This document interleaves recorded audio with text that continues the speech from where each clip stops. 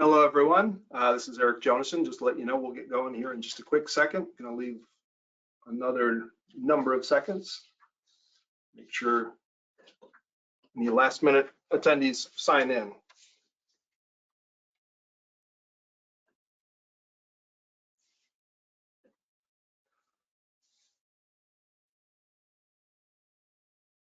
Again, welcome everybody. Good morning, good afternoon, good evening, depending on where you're joining from. My name is Eric Jonason, and I am going to be presenting today, hosting, moderating, presenting, along with a colleague of mine, Aaron Hogue, who's our manufacturing supervisor. And we're going to be focusing on what for us is a new event, which is really a live product update, basically a product update where we're going to focus on our TouchTest Shock Controller upgrade that is now been released and available. But before we start, I'm going to go over a couple of quick things associated with the presentation. It's a Lansmont Corporation webinar or event. And just want to remind people that Lansmont falls under the umbrella of the Physical Properties Testers Group, or PPT Group for short. Some of the other companies under the same umbrella include McMesson, James Heel, and Aluris, and really focusing on materials testing applications that complement what Lansmont does as well, especially in things like the packaging space, testing of packaged products. If you're interested in learning more about any of the partner brands, you can visit the PPT page and see the content and on-demand webinars that we have available. We'll put the link in the chat box here shortly so you can refer to that moving forward. That being said, I want to introduce myself, Eric Jonason from Lansmont Corporation. I have been doing webinars for a number, well, I guess a couple of years now from my end. My camera slowly but surely looks like it's coming on, so I just want to introduce myself. Been with Lansmont 35 years now, in my 35th year, working with anywhere from the support side of things, customer support, starting there once upon a time, helping build equipment, check out equipment, install equipment, teach people how to use equipment, to eventually moving into the laboratory and working in a actual testing application side of things for 11 of my total career, and now focus primarily really on educational content in events like this, as well as measurement applications using field data recorders to kind of characterize and summarize the supply chain and what happens in the supply chain. I'm also having Aaron Hogue join us. Aaron Hogue is our manufacturing supervisor based in California. So I'm actually joining you today from Michigan in the Midwest or the Eastern United States, and Aaron is joining from Monterey, California, where he is our manufacturing supervisor. And he has been with Lansmont, we just agreed, about 16 years or so, a long time also with Lansmont. 16 years is not insignificant, and Aaron is the name and the face behind just about anything that leaves it's produced and leaves Monterey. So it's great to have him join us. Great resource, great help. He's helping people that are actually visiting Lansmont right now, customers that are doing some testing with their new piece of equipment in our facility. So it's great to have him join, and he is going to go back and forth with me a little bit with some Q&A session here as we move forward. So just wanted to say hi with our cameras. Go ahead. I'm going to turn mine off. Feel free, Aaron, and we'll be back with you live here in a minute. All right, now everything so far is working in my multitasking. I'm happy. Housekeeping side of things.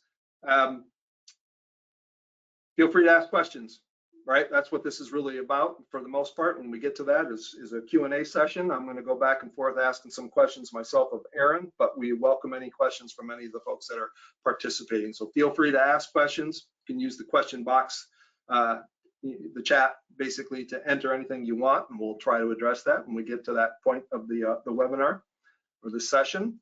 This webinar is going to be recorded. You'll get a copy of that recording, and it'll be sent to whatever you registered with, if you registered for the event. And if you want to review anything for additional clarity, or you want to share it, you're welcome to do so. Share it with any of your colleagues or anybody that might have an interest in that type of information. Okay, so if there's any follow-up questions also you'd like to get answered, please feel free to send those directly to myself at the email that will be shown in the chat box. I'm asking a colleague to go ahead and enter that in the chat box as well, my email, which I'll show at the end of the session itself, and we'll take off from there. Okay, so today to the content, product update, a new product update for us, talking about our TouchTest Shock Controller. Okay, and so what specifically does that mean? Well, a little bit history lesson before we get into the specifics about the new product, because I think this is relevant. Lansmont Corporation. This is actually Lansmont's original logo from basically, let's say it was first logo started back in the late 60s, early 1970s. Lansmont was incorporated in 1971. One of our, we were basically founded on shock testing. We do a lot of stuff. We do vibration testing, compression, drop testing, but we were founded on the damage boundary testing methodology, which takes advantage of Lansmont shock test systems. Serial number one, this is our serial number one shock machine, which was sold to Dow Corporation. And so I'm showing that just because I think it's interesting, again, serial number one, but you can also see on the right-hand side of either of these images, go back, the controls. We're going to be talking about control today. This was state of the art in early 1970s. This is what it looked like, kind of a Dr. Frankenstein, or lot of dials and knobs and switches that you had to operate to make that machine go up and down and drop. And what's kind of interesting about this serial number one shock machine is, if you look over in this area that I just circled in red, you see a black item here. What that is, that's actually a snowmobile seat. Or I'm not sure if everybody even knows what a snowmobile is. That might be joining this this session, but or a snow sled. Basically, a snowmobile was something someone rides in the snow. And so Dow Corporation, making packaging materials, back at this time, they wanted not only a shock machine for doing shock and fragility testing, but they also wanted a cushion tester built into or incorporated into the design of this machine. And so what this was is a shock machine that also had the ability to do cushion testing. And why? To design cushioning, the appropriate cushioning characteristics for snowmobile seats way back in early 1970s. Here's a sketch of what they basically asked for in a high-tech engineering sense. This was how it all started, dropping a spherical shape onto seat or cushioning materials. And that interesting thing is that had a name, right? And so in the original 1971 document, it was a pelvis retrofit kit or a buttocks simulator, a buttock. So I always get a kick out of our first machine ever for the Lansmont Corporation included a buttocks test fixture for simulating the rear ends of humans sitting on motorcycle or snowmobile seats. But all right, back to the control side of it. This is our first version of Lansmont shock controls. They look very similar for vibration controls, big cabinet, rack-mounted controls with dials and knobs where you would make the machine go up and down. You would, with a hoist switch up and down, you would have to hit an arm button and a drop button to cause the table to drop. You had these big pressure gauges for setting the pressures for your programmers or for setting the pressure for the brakes.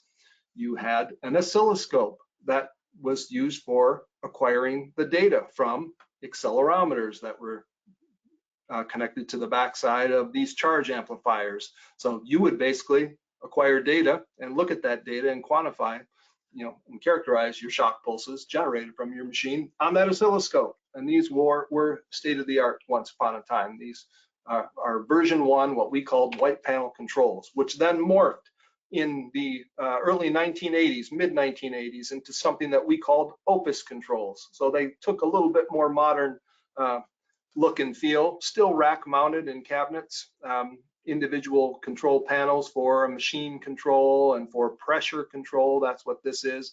This is machine and brake controls. This is for the programmers and things like low impulse kits, if people know what that is, something, another addition that you can have with a shock machine. LIK, we called it, LIK, low impulse kit. And this is another version of those Opus controls on a high performance shock machine, along with one of our original founders. If anybody knows the name Ed Church, who still is operating as the Secretary General of the association called iOperate, but this is with one of the very large high performance shock machines with those Opus controls.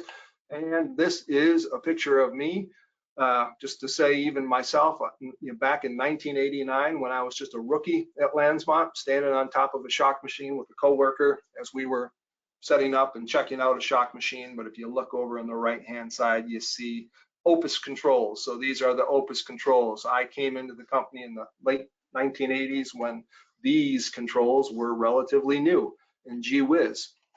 All right, that was our second iteration of controls. And then we moved into our first version of TouchTest Shock, and this was in the early 1990s, where our machine control and data acquisition was all housed inside this little robot guy here, what we called our system station, which included a computer that handled the machine control, but also handled the data acquisition. The test partner data acquisition card would have been in a computer back here, and this is a printer on the back side of it. So that was our first version of TouchTest Shock Controls in the early to mid 1990s.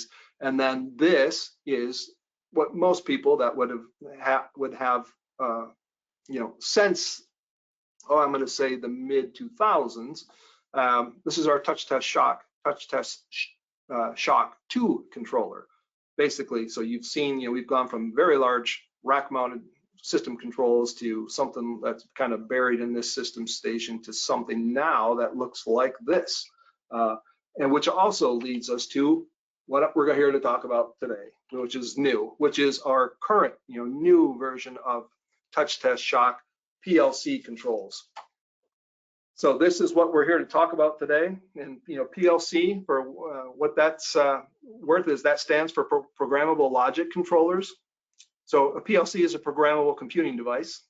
It's used to manage electromechanical processes, right? Which basically means, in our world, shock machines. Or not just shock machines, but in this case, example, shock machines, machine control, up, down, change pressures, change settings, change any type of transducers that are involved in switches and different valves that are incorporated potentially into a shock machine. PLCs can handle all that. PLC is sometimes referred to as industrial PCs. They're very common in machine control, and it's the first time for us really to kind of implement into our control system, not only on the shock side, but in a number of different test systems that we're incorporating. But this is our big change for us to go to PLC controls with our shock machines moving forward.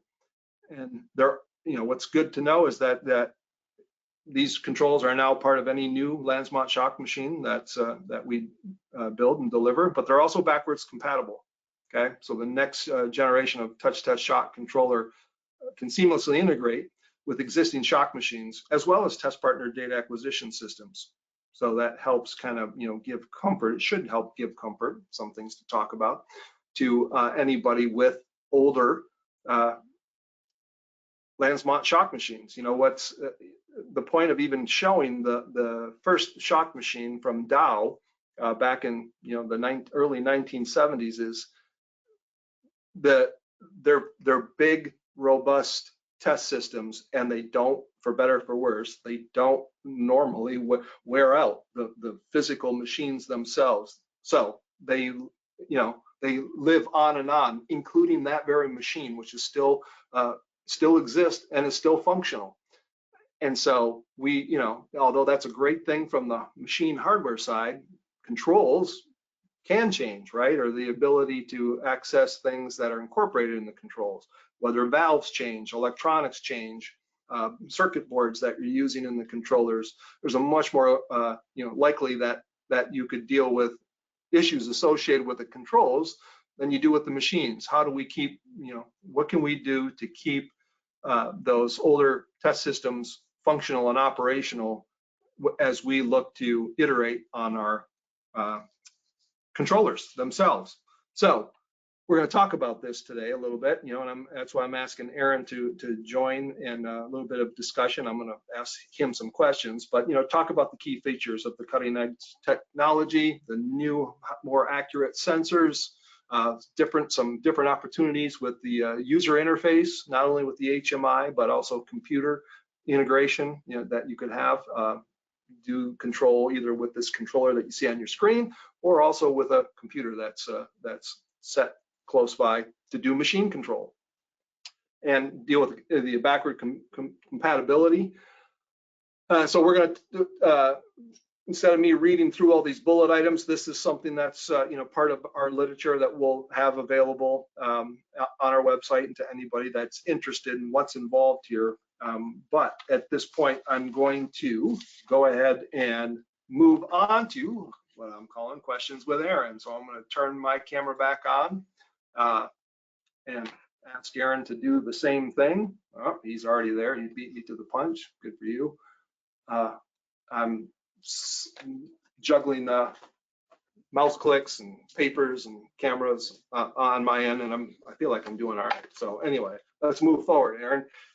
So again, instead of me just, Aaron knows this much more intimately, all the you know, questions, answers, unique traits associated with the controller. He can speak to it much better than I. So, you know, my thought was initially here is for myself to ask some questions that I think would be relevant questions to Aaron, and then still, you know, offer the opportunity for anybody that's attending to ask questions in the chat, and we'll get to those separately. But from me to you, Aaron, I want to just ask, you know, from the very basic side of things, what is included in the PLC upgrade itself?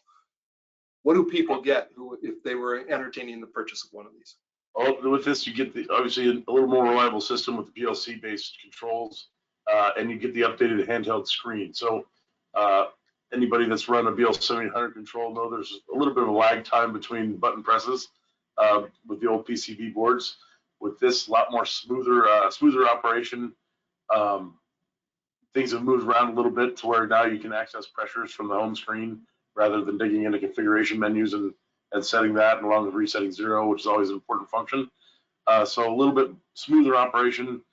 Anybody that's been, you know, run a lot of these, having everything on the home screen does help quite a bit in terms of speed of operation, especially if you're trying to get through a 600 board test in a day. So that helps quite a bit. Cool. Yeah, that makes a lot of sense to me, which, you know, I was going to say, how does it enhance, you know, what are some of the enhancements to performance? But I think, quite frankly, you touch on some of that with those answers. And so, you know, from the service kind of side, maintenance and service side of things, so, you know, the question I would have had is, do the new controls offer or provide more efficient maintenance and system troubleshooting, which potentially minimizes any downtime even further? That is one of my favorite features on these new ones is someone that has to try to diagnose a machine over the phone, is that you can go in now and individually operate pretty much any of the operational controls. So you can fire a hook, you can move, if you have a dual hoist machine, you can move individual hoists up and down. So the diagnosing has become a much easier with these controls. You know, you can look at each individual. If you need to fire a brake solenoid, if your table's not dropping properly, you can fire a brake solenoid, make sure your signal's going there. You can fire the hooks to make sure the hook rotation is correct. Kind of it eliminates some of the guesswork on our end, so very helpful in terms of decreasing your downtime and the amount of time you have to spend on the phone to diagnose the problem. Yeah, that's nice. Actually, I'm learning stuff even as I sit here, go through this with you. So that makes a lot of sense. So instead of asking maybe somebody to, well, try to drop your machine, what's it doing basically in that whole operation? You can say, try to run if it's a dual hoist system, try to move the right hoist up, move the left hoist independently, try to release the latch. So yeah, I like that. Smaller machines, we have a tendency to have problems with the latch solenoid sometimes. Being able to, if you're able to fire that from the controls, we can diagnose if that's a problem or not, or if it it leads to a different problem that you may not be able to see. So it definitely helps on the service side of it, and the aspect of trying to diagnose and fix a machine over the phone in a different country across the world. So it helps that on our side greatly, and customer side as well. Okay, cool. And one of the other things that I mentioned before is these systems, they from the physical, the big pieces of hardware, big blocks of steel, aluminum tables, even the hoist, the guide rods, they don't typically go bad. Let's say over time, there might have some issues with hoist, but they last a long time. So that means that can I keep it operating through these iterations of as technology evolves and some of the challenges associated with getting some of the hardware that might be in the controls. So what I see a way of talking about what one of the deliverables of a new control like this is the idea of future proofing. I don't know if that makes sense to everybody, but it's the way I describe it. Basically, it's guaranteeing the continued operation of systems that are current systems that are in the field and being used and productive. It helps to future-proof things, right? And so and that's because much as I also understand from the PL side of things, that's the way of the future right now. And so it's by us moving in that direction, this helps not only with today being current, but also for the future being more reliable and and it's a more reliable control system. Correct me if I'm wrong. And we have better confidence and availability of the parts and components that we would need into the future. That's not going to change anytime soon, I guess. Am I right? Yeah, very much so. The PLC-based controls, whether one style goes out of commission and another one pops right in, it's the same logic-based controls rather than the PC board interconnections that you're relying on within the old boxes. Now everything being a programmable controller, whether the model changes, the size changes, whatever it may be, it's the same logic base that goes into it. So if one model goes out of style, we can replace it with a new model, and we're not relying on that board that seems to be going out of style across the world. So PLCs seem to be the way of the future as we get into it, and it's definitely become a more reliable, and you can program a lot of different things with this that you didn't have to do before. So it offers a lot of long-term reliability versus the PCB board, that could fail with power surges or anything like that. So a little more reliable system. Cool. Yeah, and so one of the other questions was like, how did the upgrade result in longer term cost savings? But I think that it's almost answered that question indirectly with our previous answers. Yeah. It can minimize downtime, right? Which is a huge thing, and maximizing uptime or runtime, and just the ability to even do some of this remote troubleshooting. I would think if it comes to that or those types of things, it makes troubleshooting much more effective and efficient, quicker. Very much so. And internally, we are able to build these. Previously, we had two different versions of shock control boxes, one for large format, leading nitrogen controls, one for smaller format. With this, we now have one control box for all options of shock machines.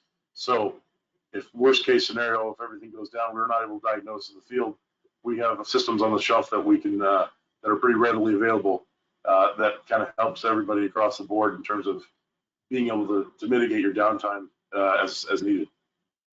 I guess I should have verified this back, and maybe you said it. I apologize. I'm looking at a document while I'm asking questions. But when I said what's included with the PLC control upgrade, so in the literature piece that I showed, I'm not going to jump back there right now, but we call the HMI, the interface, the touch screen controller, as well as the box. We call that both of those items our PLC controller, right? So every system. Right. Would get that at the very least, but whether it's a small format shock machine or a large format shock machine that has like the dual wave, damage boundary programmers, or uses nitrogen for brakes and has, dealing with high pressures or pneumatics. But the PLC controller are those two items shown in the image that I showed. But for large format systems, they'd also would get a new pneumatic box, right? Basically with all the valves. Correct. And in the pneumatic box for any nitrogen controls, those are all now, those are all also PCB board controls. They're now also PLC-based loop controllers, which help a lot with calibrations, a little more reliable calibrations in terms of deadband aspects, and it makes everything a little bit easier on the service side of it for sure. Yeah, awesome. Yeah. Okay, cool. So another maybe obvious question is what systems, what existing systems are eligible for the update or upgrade? Is it basically? Yeah, pretty much all systems are available for the update. It's a minimal change on our end. It's pretty much just a plug and play, and it makes it really nice to upgrade that system, or at least have something as a backup if needed. So yeah, I believe all systems are available for this, and can just plug right in. And I think, correct me if I'm wrong, but one of the directions that we're heading in is, if someone requests interest in an upgrade or needs this, we would basically need to dig into a little bit of the history of their equipment just to know, the model, the normal stuff, the model, serial number associated with it, so that we can, understand what hoists they have. Just to help us prepare the components on our end, right? And so I think we're toying around with the idea of a form that we could provide, basically a controlled PDF form where we ask some specific questions about, tell us a little bit about your system. We would verify that with our records that we have from the original build and checkout of our system, and even some of the service visits that help us, dial in on specifically what would be required and needed. And then we would be able to propose that, right, or whatever. Yeah, it's the best way to do it on our end. The machine model, obviously, that verifies what options was installed in the original machine, damage boundary programmers, seismics, OFGPs, whatever it may be in terms of nitrogen. That includes another box. In terms of smaller format shock machines, that helps us if you need the lick programmer kit installed. All those type of things would be needed, and then we can just more or less plug and play and send it out as needed, and it'll be all calibrated and on site and ready to go. Cool. All right, great. Yeah, and a lot of times we have our service techs that maybe a lot of people that are even attending, if they're current customers, our service techs, when they go out and do service reports, they do a good job documenting their visits. They do a good job documenting the systems that they're working on at that time and place when they did the work. So we rely on that as well when we're looking at maybe potential future upgrade, opportunities, because that's, again, should be representative documentation, at least as to their last visit. And so even things like pictures and video, helps us dial in quickly that says, here's what you need and here's what it will take to do that. So, the last thing that I can imagine people would want to know and ask is, what's the cost associated with it? And I would say that we don't get into that. And I don't want to make that, in this format, we don't get into that. And it means not because we're trying to hide what the cost is, but because the cost depends a little bit on your current system, the vintage, what would be required. Is it a small format? Is it a large format? Does it need just the PLC control side of it, or also the pneumatic box? So there's a little bit of a true qualifying, it depends, but that's where we would basically say, reach out, right? Either you can start with myself, or your responsible area sales manager for your territory, and we'll dial that in. It shouldn't take us long to do it. And if if any of you have been involved in upgrading your previous versions of controller, it's, and if you remember what that was, it's probably going to be in somewhat in that ballpark, obviously dealing with current today's pricing. But we're not giving out, there's no number that we're giving out as part of this presentation. It's reasonable, to say the least, and we think there's a heck of a lot of value associated with it. All right, Aaron, I'm going to turn my camera off because I'm going to talk, and you can too at this point. I'm going to talk a little bit about Test Partner because it's also relevant. So let me go ahead and turn my camera off. Thanks, Aaron. Maybe talk to you back here in a minute. I'm almost done. Oh, hit the wrong button. Stop sharing my screen. Okay. So last thing I kind of wanted to touch on, this isn't a new product, but it's relevant, all right? I think it's relevant anyway. Test Partner for data acquisition. So I think it's an opportunity for anybody as we have people considering whether they're going to upgrade their TouchTest Shock Controls. There's, some people, if you have a shock machine, you're very likely aware of Test Partner, Lansmont's Test Partner shock data acquisition systems. And we, for many years, what has been prominent is something we call Test Partner 3 data acquisition, but we've also for quite some time now had a really nice high performance version of Test Partner 4 that's been out and available that some people might not be aware of. And whether you need it or not, to me, it's an opportunity to consider integrating the most current, latest and greatest data acquisition system from a shock perspective. Comes in different sizes, okay? So this comes in different sizes, small chassis, large chassis, and it can be, use a variety of sensors. So not just accelerometers, but also, either voltage-based or Wheatstone-based bridge type sensors.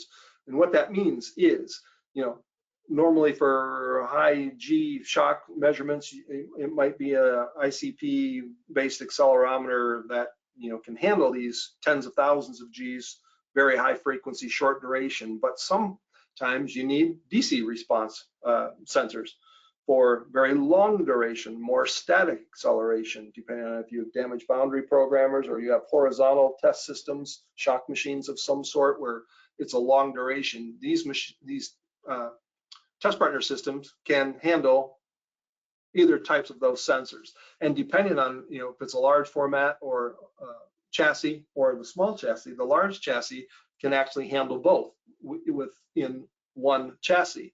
And so these can be, configured anywhere from 8 channels upwards of 40 channels in one box. And you can daisy chain them together. And the other thing that I would mention here is that, well, the sampling rate is kind of crazy even compared to our original Test Partner 3 side of things. There's valid bandwidth out to 200 kilohertz, which is very, very, very fast sampling rates for capturing high frequency, very high frequency shock dynamics or shock pulses down in the tenths of milliseconds with really, really high resolution and accuracy.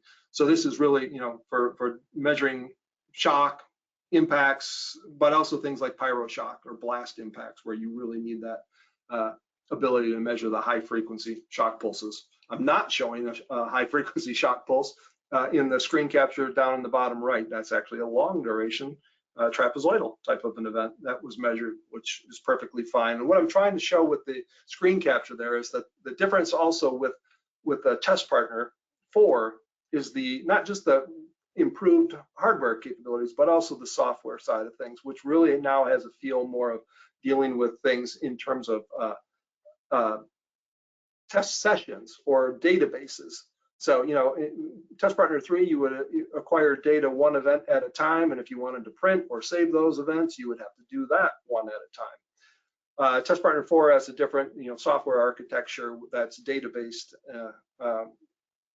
It's a database architecture, so that if you're doing testing for, on a new product, shock testing on a new product. It's going to take over a half-day period of time, maybe a full day, and you want to record all of that testing events and keep that organized into one database. You can do that, and this has a look and feel. If anybody's familiar with our Saver shock and vibration environmental data recorders, it's got a look similar to that, right?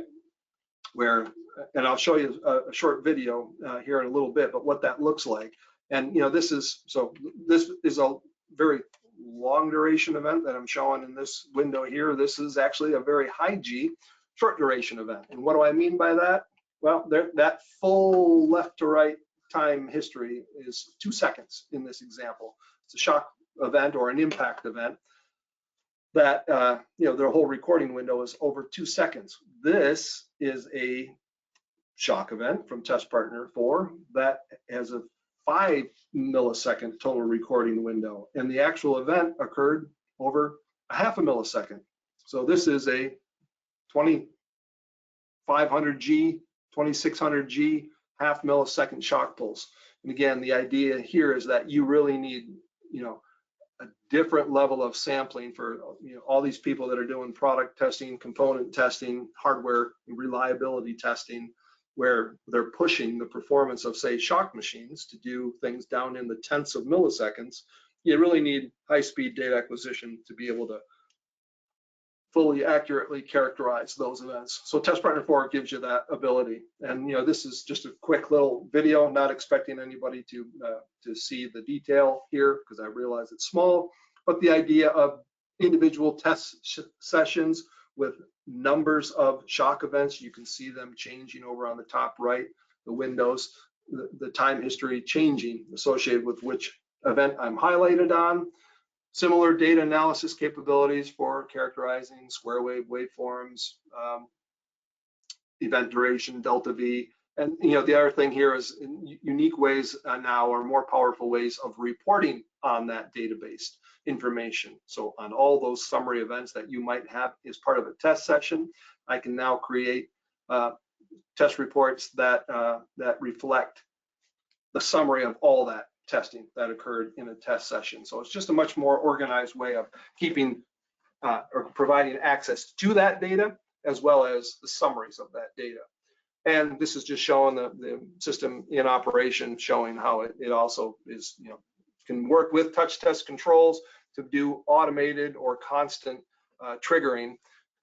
And it might seem simple that it's capturing event after event after event after event, but that from a hardware perspective, it's not that easy when you're processing or acquiring data at very high sampling rates to do that in a quick turnaround in between events. So it's a really nice system. It works, again, plug and play, or it can be linked to the new TouchTest Shock Controls. And so it's basically, you can basically automate it as you're operating your shock machine, that it's arming and automatically arming the test partner system to go along with it. Last thing I want to touch on, and then open it back up, any questions that people might have who are attending. So the setup and testing can be performed through either that integrated touchscreen control, the HMI, or through software that can be installed on your own computer. Okay, so this is a picture of installation. It's not a shock machine. It's actually one of our newer load stability test systems. That's at Virginia Tech, but I'm borrowing a picture from them that they posted on their LinkedIn page because I like it. I think it's pretty cool. That shows what I'm trying to describe there in the text. You can basically, through a connection to your controller, port out the control to a local computer. And so this is a different version of a control system. Same thing though, PLC-based control for this load stability test system in the background that is basically porting out the control to a computer. And so in this case, he's got the control on a computer screen, and that computer is also hosting his test partner 4 data acquisition system. So you have that type of option now with these new controls, is you can do just machine control from the handheld control, up, down, drop, and then separately have test partner your data acquisition be on a laptop, or you can, through a cable connection, do machine control and data acquisition from the same computer, which makes for a nice kind of clean overall, I think anyway, control, installation, and application. So I wanted to point that out because I think that's a neat capability. And with that, I'm done. I'm going to turn on my camera, and I am going to look to excuse me, see if there, or ask if anybody has any additional questions that we maybe didn't answer. I don't know that I see any. Hopefully that we did answer between Aaron and myself, or address some of the questions. I'm trying to look at my various gadgets to see if I'm looking at things correctly. Usually I'm just doing talking, I'm not moderating and looking at the control panel. But I don't see any other questions right now that I can see. So I would say, you know, in the background of my, you see my email address on the screen. So feel free, right, to reach out to me directly. I'll make sure that questions get answered that you might have associated with this. Appreciate the people that attended, and feel free to share. If anybody, once you get the link of the recording of the webinar, feel free to share with anybody else that might be interested. Thank you, and have a great day. Take care.